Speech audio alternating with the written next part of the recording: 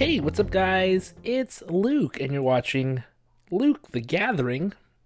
And today we're going to open up some Brothers War draft boosters, and we're going to do a draft picks episode. These are coming really late in the season with New Year's, Christmas, and all the things that have been happening. I haven't gotten to this sort of series that I do every time a set comes out, but we're going to do that for this one, and we'll see what we would pick in a draft. And at least now I'm feeling a little bit more confident about what to pick out of these packs. So we got a real pack here, just opened it, and we're starting off with Perimeter Patrol. I think that's decent. We have Gixian Skullflare, Survivor of Corliss, Urza's Rebuff, Sibling Rivalry, Trench Stalker, Combat Courier, Blitz Automaton, Fog of War. We have a Static Net, The Fall of Krug, Pyrrhic Blast, Harbin Vanguard Aviator, Journeyer's Kite, and we have a nice Plains. That's full art as well as token. So we don't care about those things. We're going to go right back to our pack. And if I was sitting there drafting, a couple things stand out to me. There are some pretty decent red cards in the pack. We got a Blitz Automaton.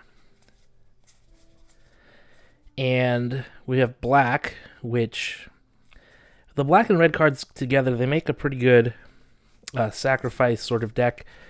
And we have some of that going on, but I think we were definitely going to go rare hunting here with this one and go with the Harbin Vanguard Advisor.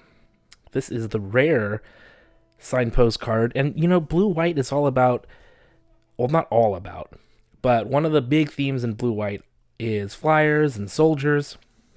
And this one says, whenever you attack with 5 or more soldiers, creatures you control get +1/+1 and gain flying till end of turn. So all your soldiers, you can get like a bunch of go-wide, cheap soldiers, give them all +1/+1 and flying. That's really good. I think a lot of people don't want to pick like a 2-color card right at the beginning to get stuck in, you know, a certain archetype, but I do think this is the best card of the pack, and I would probably actively try to go blue-white after this. So I would pick that first. But if that wasn't there, I always like removal, and Static Net is pretty sweet when it comes to removal. What this says is, when Static Net enters the battlefield, exile target non-land permanent an opponent controls until Static Net leaves the battlefield. And when it enters, you get 2 life, and you get to make a tapped Power Stone. So this, you get lots of stuff for this. Of course, it can get disenchanted, and that's how they get rid of it. Or they can, but the important thing here is Static Net exiles the permanent, so they can't like sacrifice from under this or anything like that, because that thing goes to exile. So this is really cool. I would probably pick that as my second pick. And then the rest, I feel like another, and this is uncommon here, just like the one before, Pyrrhic Blast is also a removal spell. And you can see in the art, it's taking out 2 things, because you have to sacrifice a creature of your own. Which sounds really bad, but the nice thing is you get to draw a card still. It's at instant speed. And in a lot of sacrifice decks, this actually matters. So I would go with that. I think that's great. We have a Journeyer's Kite, which is a rare artifact where you can search for basic lands. I don't think I'd be going for that. I do like Perimeter Patrol, though, a lot. I've played a lot of green, and green-white especially, which ends up playing a lot of artifacts, and, you know, 3 for 3/3 isn't bad. And then this gets +1/+0 for every artifact that enters the battlefield. Pretty good. I think it's a solid card. I would go for that card. Next, I think next we would go with the Blitz Automaton. I can't even say that. Automaton. And I rarely have played this with its full cost of 7. I feel like that's really expensive. But in prototype mode, for 2 in a red, you get to play it as its prototype, comes on the field as a 3/2, and if you're an aggressive deck, I think this will do the job really, really well. Alright, the rest of the cards, I guess we're going to go with, I think a lot of these can be interchangeable. I'll just go with Combat Courier here. It's a 1-drop, which is always nice.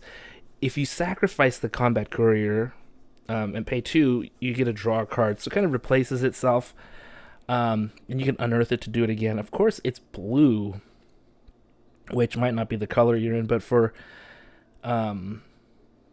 for our rare that we picked, this actually might be pretty good. After that, I think I like the Survivor of Corliss. It's a 1-drop, has First Strike, which I feel like is pretty good. I like First Strike quite a bit, and you can also exile it from graveyard to scry 2, which I've done many times. If you put like a sword on this creature, I feel like it does really well. Next, I think we'll go with the Trench Stalker. This says, as long as you've drawn 2 or more cards a turn, Trench Stalker has Death Touch and Lifelink, and this set has a lot of artifacts where if you put them into play, you get to draw another card. So drawing another card is something that happens quite often in this. I feel like this ability will trigger quite often, and having it be on a 4/5 is pretty good. So this would be the next pick for me. After that, I think I'll go with Sibling Rivalry. I always love these steal effects where you get to steal them. Opponent's creature, have them attack. And again, this is in red. Red-black has a pretty large sacrifice theme. And you can, steal, attack, sacrifice. And in some cases, it'd be steal, sacrifice, and then attack. But whatever works the best, of course.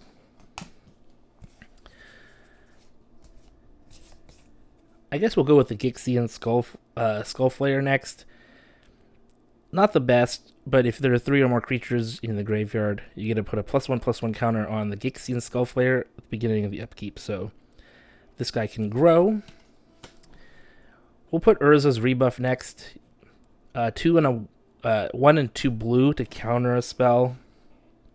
I mean, counter spells in limited, they can have their uses, but they're definitely not top picks. I think then we'll go with the Journeyer's Kite, which lets you search your library for basic land. Then we'll go to the Fall of Krug. These are cards I rarely play. And then Fog of War, almost never played. Although someone played it against me last week at Friday Night Magic. They didn't win, and I don't think this card has big win rate. So let's recap the order that I would go with. If you disagree or if you have your own order, let me know. We're starting with Harbin Vanguard, Aviator, and it's the rare from the pack. Static next. Pyrrhic Blast after that. Then Perimeter Patrol, Blitz Automaton, Combat Courier, Survivor of Corliss, Trench Stalker, Sibling Rivalry, Gixian Skullflayer, Urza's Rebuff, Journeyer's Kite, the Fall of Krug, and lastly, Fog of War. There you go. Thanks for watching. Let me know if you agree or if you disagree.